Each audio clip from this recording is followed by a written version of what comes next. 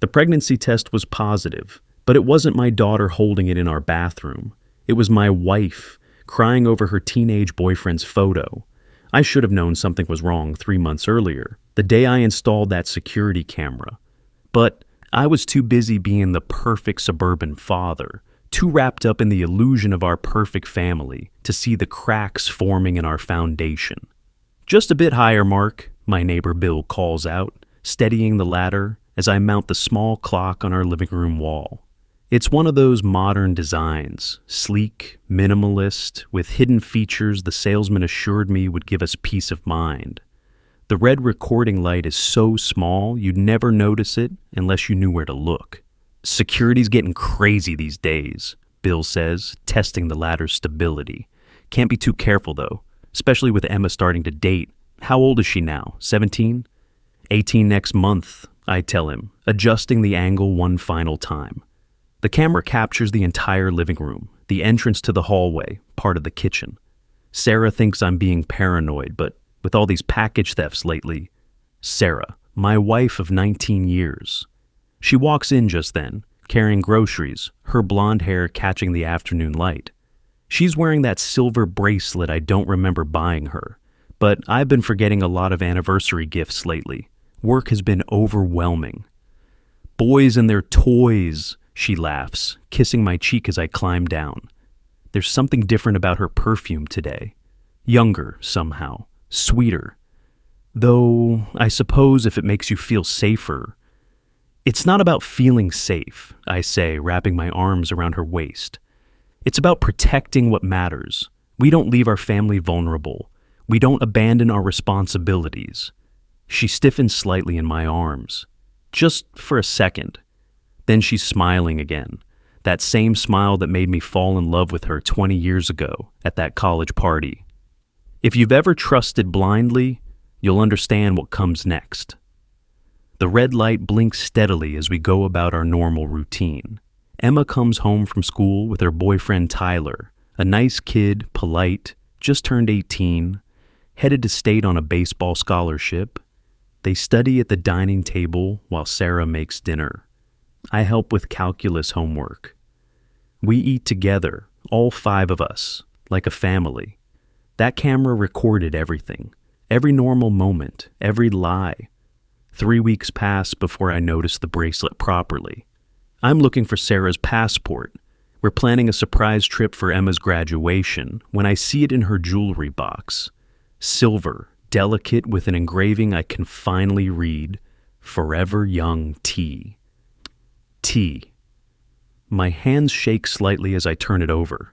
There's a date engraved on the back, February 14th. This year, Valentine's Day. I didn't give her anything for Valentine's Day. I was in Chicago for a conference, but Tyler's middle name was Thomas. The bracelet feels cold in my hand, heavier than silver should be. It smells wrong too, like cologne that belongs on someone decades younger than me. I photograph it with my phone, then place it back exactly where I found it. My heart pounds as I close the drawer, and suddenly I'm thinking about that security camera, about what it might have seen while I was traveling. The laptop takes forever to boot up in my home office. My hands won't stop shaking as I log into the security system's cloud storage. 3 months of footage, hundreds of hours. But I know exactly where to start. Valentine's Day, February 14th. I scroll through the timeline. 8 a.m., Sarah waves goodbye as Emma and I leave. 10 a.m., nothing. Noon, still nothing. Then 2:47 p.m. The front door opens. Sarah enters, but she's not alone. There's someone with her, and for a moment, I think it must be a mistake, a glitch in the video, because the person walking in with their hand on my wife's lower back, the person she's laughing with, looking at with those eyes I thought were only for me. The boy in our house is wearing my daughter's class ring, Tyler Thompson, my daughter's boyfriend, in my house, with my wife. At 2:47 p.m. on a Tuesday when Emma's at school, and I'm in Chicago, and they think no one will ever know. I watch them disappear down the hallway toward our bedroom. The camera can't see there, but it doesn't matter. I know. The timestamp keeps running. 2:48, 2:49, 2:50. Each second is a nail in the coffin of my marriage. My phone buzzes. It's Emma texting me. Dad, have you seen Mom? Tyler's not answering his phone and we were supposed to study. I stare at that text for a full minute before typing back. She's probably at the store. Everything okay? 37 minutes. That's how long they were in my bedroom. 37 minutes of my daughter trying to reach her boyfriend while he was in bed with her mother. When they finally emerge, Sarah's hair is different, messed up, and Tyler, God, he's adjusting his belt. And he's wearing the shirt Emma bought him for Christmas. My wife wasn't alone, and the boy in our bed was wearing my daughter's class ring. I close the laptop. I need to think. I need to plan. Because I can't just explode, can't just rage and destroy everything. Emma doesn't deserve that. She's innocent in this nightmare. I call my best friend James. He's a lawyer, handles divorces. I need to see you, I tell him. Tonight. Bring your laptop and whatever recording devices you legally recommend. Mark, what's wrong? Everything. Bring proof of adultery forms too. The legal pad in front of me fills with evidence. The bracelet, the video, timestamp, credit card records. I pull up on my phone, charges at restaurants when she said she was at book club, hotel charges in the middle of the day. How long has this been happening? How many times has Tyler sat at my dinner table, shaking my hand, calling me Mr. Davidson, knowing what he'd done in my bed? Sarah comes home at 6, humming. Actually humming. Good day, I ask, my voice surprisingly steady. Quiet, she says, kissing my cheek. That same perfume. Young, sweet, poisonous. Just errands. Emma's at Tyler's house studying. She said she'll be home by 9. The lie comes so easily to her. I wonder how many others there have been. James arrives at 7 after Sarah goes to her yoga class, or wherever she actually goes. We sit in my office and I show him everything. His face goes pale when he sees the video. Jesus, Mark, he's barely 18. He turned 18 in January, I say. 1 month before they... You need to protect Emma. This is going to destroy her. I know. I'm filling out forms, documenting everything. But I need more evidence first. I need to know how deep this goes. We work for 2 hours building a file. James keeps shaking his head. In 19 years of practicing law, I've never seen anything like this. Your wife and your daughter's boyfriend. The psychological damage alone. Emma comes home, and I have to pretend everything's normal. She hugs me, tells me about her day, mentions that Tyler seemed distracted during their study session. I think something's bothering him, she says. He keeps checking his phone and acting weird. Maybe he's just stressed about graduation, I offer, the words ash in my mouth. Sarah returns from yoga, glowing, relaxed. We all watch TV together like a normal family. The camera's red light blinks steadily, recording this charade. That night, I lie next to my wife, staring at the ceiling. She falls asleep instantly, peacefully. I wonder what she dreams about. I wonder if it's him. The next morning changes everything. I wake up to find Sarah in the bathroom, and she's crying. Not sad tears, scared tears. There's something in her hand, and for one horrible moment, I think she's found out that I know. But then I see what she's holding. A pregnancy test. The 2 pink lines are unmistakable. Sarah? I knock gently. You okay? She shoves the test into the trash, covers it with tissues. Fine, she calls out, her voice too high. Just a headache. But I saw it. I saw the positive test, saw the way her hands shook, saw the fear in her eyes. My wife is pregnant.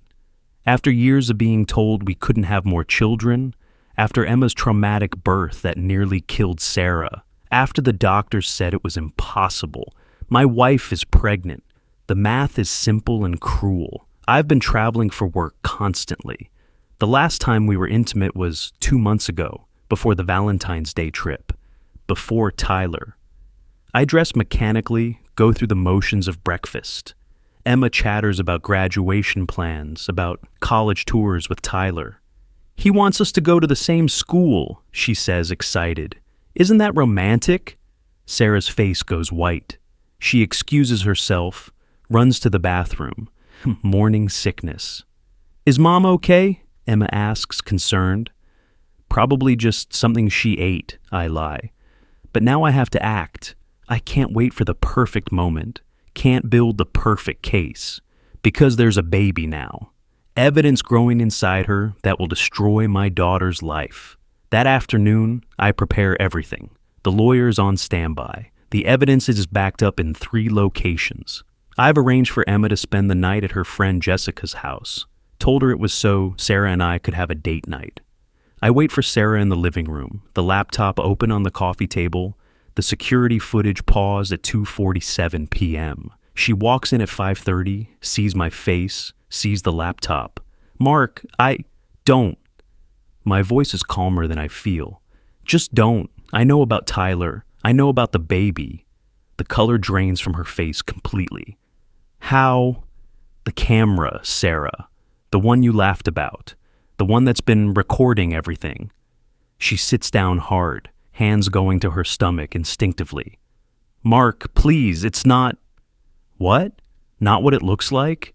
You're pregnant with my teenage daughter's boyfriend's baby. That's exactly what it looks like. You don't understand? Then explain it. Explain how you could do this to Emma, to us. But she doesn't explain. She doesn't apologize. She doesn't beg. She walks in holding a pregnancy test. But whose baby was it? Instead, she stands up, walks to our bedroom, and starts packing. No tears, no drama, just methodical packing. I follow her, confused. Where are you going? Away. She doesn't look at me. It's better this way. Better? Sarah, we need to talk about this. Emma doesn't need to know. She zips the suitcase. Tell her I had a family emergency. Tell her anything. I'll figure out the rest later. You're just leaving? What about the pregnancy? What about Tyler? She finally looks at me then, and there's something in her eyes I've never seen before. Something cold and calculating and completely foreign. That's not your problem anymore. She picks up her suitcase, walks past me. In the jewelry box, she leaves her wedding rings, but takes the silver bracelet. The front door closes with a quiet click. I stand in our bedroom, my bedroom now, surrounded by the ghost of her perfume and the echo of betrayal. Then, my phone rings. It's Emma, hysterical. Dad, something's wrong. Tyler's gone. His parents said he packed up and left, and he won't answer my calls, and Mom's not answering either, and Emma, baby, come home. Just come home. She arrives 20 minutes later, tears streaming down her face. Where's Mom? Why isn't she answering? I hold my daughter as she falls apart in my arms, and I have to make a choice. Do I tell her the truth and destroy her completely? Or do I let her mother's abandonment be just another mystery? There's something I need to tell you, I start, but then I see the pregnancy test in her hand. I found this in the bathroom, she says. Dad, I think Mom might be pregnant. Is that why she left? Did you guys fight about having another baby? I stare at the test, a different one. Sarah must have taken multiple tests. Emma, I took one too, she whispers. I was scared maybe Tyler and but it's negative. I'm not pregnant. She holds up another test, this one showing a single line. But if Mom is pregnant, why would she leave? Emma's pregnancy test was negative, so whose positive test did I find? The house feels cavernous around us. My daughter's boyfriend is gone, my wife is gone, and somewhere out there, they're together, running from the consequences of what they've done, leaving me to pick up the shattered pieces of my daughter's heart. Dad? Emma looks up at me with eyes so much like her mother's, it physically hurts. What's really happening? The red light on the camera blinks steadily, recording this moment too. The moment I have to decide whether to protect my daughter with lies or destroy her with the truth. Your mother left a note, I lie, improvising. She said she needed some time, said she was sorry. It's partially true. On the kitchen counter, there's a piece of paper with 2 words in Sarah's handwriting. I'm sorry. No explanation, no forwarding address. No mention of Tyler or the baby or the 37 minutes that destroyed our family. Just, I'm sorry, as if that could possibly be enough. Emma cries herself to sleep on the couch, clutching her phone, still trying to call Tyler. I sit in my office with the laptop, watching that February 14th footage again, looking for signs I missed, warnings I ignored. But there's nothing. Just a normal morning until 2:47 p.m. when everything changed. The camera's red light blinks in the darkness, still recording, still watching, but now it's watching the wreckage. 3 days. That's how long it takes for the first credit card charge to appear. A Days Inn in Montgomery, Alabama, 200 miles from home. The charge is for a double room, and when I call the hotel pretending to confirm my reservation, the desk clerk is helpful. Yes, Mr. Thompson, I have you and Mrs. Thompson checking out tomorrow. Thompson, she's using his last name. Actually, I say, my voice steady despite the rage building in my chest. Could you confirm the spelling for the receipt? Thompson. Tyler and Sarah Thompson. They had registered as Mr. and Mrs. Thompson. She'd taken his last name. I hang up and stare at the credit card statement on my laptop. There are more charges, restaurants, gas stations, a pharmacy, and I don't want to think about what she bought there. They're heading west, using the card I pay for to fund their escape. James sits across from me in his office, building our case. This is good, he says, though nothing about this feels good. Documentation of the affair, evidence of abandonment, no judge will side with her. It's not about winning, I tell him. It's about Emma. Emma, who hasn't eaten in 2 days, who keeps calling Tyler's phone even though it goes straight to voicemail, who still doesn't know that her mother's family emergency involves her 18-year-old boyfriend's penis. You need to tell her, James says gently, before she finds out another way. But I can't, not yet. Because Emma is fragile in ways that terrify me. I found cuts on her arms last year. Old ones, healed, but there. She'd been in therapy, doing better. This would destroy all that progress. My phone buzzes, another charge. This time at a jewelry store in Houston. $800, I screenshot it, add it to the file. Mark, James says, looking at his phone. Tyler's parents just called me. They want to press charges. Charges? He's 18, but they're claiming undue influence. Apparently Sarah's been grooming him for months. They found texts going back to October. October, when Tyler had just turned 18, when he and Emma had been dating for barely 2 months. My wife had been planning this for half a year. If you've ever discovered that your entire life was a lie, leave a comment saying, I understand. Your story matters too. The drive home feels endless. Emma's car is in the driveway. She hasn't gone to school since they left. I find her in her room, surrounded by photos of her and Tyler.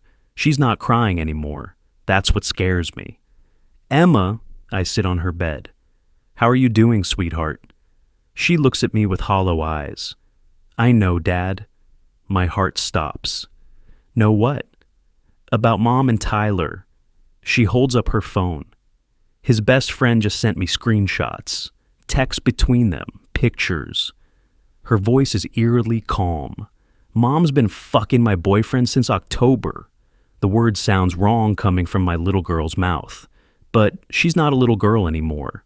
She's a young woman whose mother stole her first love. Emma, Did you know? She looks at me directly. Did you know and not tell me? I found out 3 days ago. I was trying to protect you. Protect me? She laughs, but it's a broken sound. Mom's pregnant with Tyler's baby and you wanted to protect me? How did you? The same friend. Tyler's been bragging about it, showing people the ultrasound photos Mom sent him. She stands up, walks to her desk, opens a drawer. Inside are pill bottles. Many pill bottles. Emma, what? I saved them. she says conversationally. Every antidepressant, every sleeping pill, every painkiller from my wisdom teeth surgery.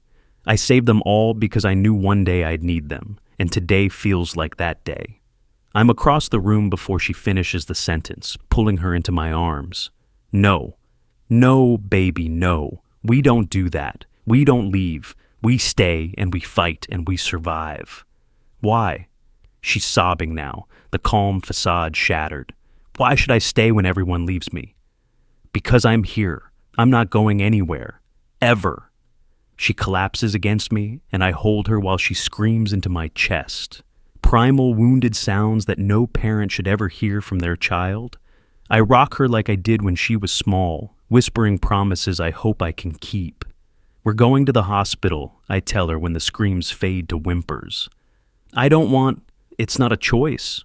You just showed me pills and talked about today being the day. We're going. The psychiatric ward is bright and sterile. They take Emma back for evaluation while I fill out paperwork. Has she attempted before? The nurse asks. No, but she's had ideation. She's been in therapy. Triggering event? I look at this stranger and try to find words for the unspeakable. Her mother is having an affair with her boyfriend. They ran away together. She's pregnant. The nurse stops writing. The mother is pregnant with the daughter's boyfriend's child? Yes. Jesus Christ. She's not supposed to say that, but she's human. I'll make sure the psychiatrist knows. This is unusual. Emma is admitted for a 72-hour hold. I'm allowed to see her after the initial evaluation. She looks small in the hospital gown, younger than 18. I'm sorry, Dad, she whispers. For what? For being weak. For not being enough to make them stay. Emma, look at me. I take her hands. This is not about you not being enough. This is about them being broken in ways that have nothing to do with you. She chose him over me. My own mother chose my boyfriend over me. And that says everything about her, and nothing about you. She squeezes my hands. There's something else, something I didn't tell you. I wait. I knew. I've known for 3 months. I saw them together at the mall when they thought I was at practice. They were holding hands. She knew about them for 3 months and said nothing to protect me. Why didn't you tell me? Because you loved her. Because you were happy. Because I thought if I pretended it wasn't happening, maybe it would stop. She looks at me with those eyes so like her mother's. I wrote it all in my journal. Everything I saw, everything I felt. I hid it under my mattress. When I get home, I find the journal, page after page of my daughter's pain, documented in purple ink. October 15th. Saw Mom and Tyler at Starbucks. They didn't see me. The way she touched his hand wasn't motherly. November the 2nd. Tyler canceled our date. Mom had a sudden book club meeting. I know they're together. December 10th. I want to die, but Dad needs me. Dad doesn't deserve this. My daughter suffered in silence for months to protect me. The next morning, my phone rings. It's Margaret, Sarah's mother. Mark, I heard Sarah left. Did she call you? No, Tyler's mother called me. She's threatening to go to the police. Margaret, did you know about Sarah and Tyler? There's a long pause. Then, can you come over? There are things you need to know. Margaret lives 40 minutes away in the house Sarah grew up in. She makes tea while I sit at her kitchen table, the same table where I asked for Sarah's hand in marriage 20 years ago. This isn't the first time, Margaret says quietly. What? She goes to a cabinet, pulls out a folder. Sarah was married before you. I know, to David. He was abusive, you told me. He wasn't abusive. Margaret opens the folder. He was 17. The room spins. What? Sarah was 24. She was his high school tutor. David's family threatened charges, but Sarah convinced him to run away with her. They got married in Vegas. She slides papers across the table. Divorce documents, police reports. When his parents finally found them, Sarah was pregnant. What happened to the baby? Miscarriage, or so she said. David left her after that, went home to his parents. They moved to Oregon to get away from her. Why didn't you tell me? Margaret starts crying. She promised it was different with you. You were age appropriate. You had Emma together. I thought she'd changed. Were there others? She nods. In between David and you, a 16-year-old neighbor, a 17-year-old from her gym, always teenage boys, always just barely legal or almost legal.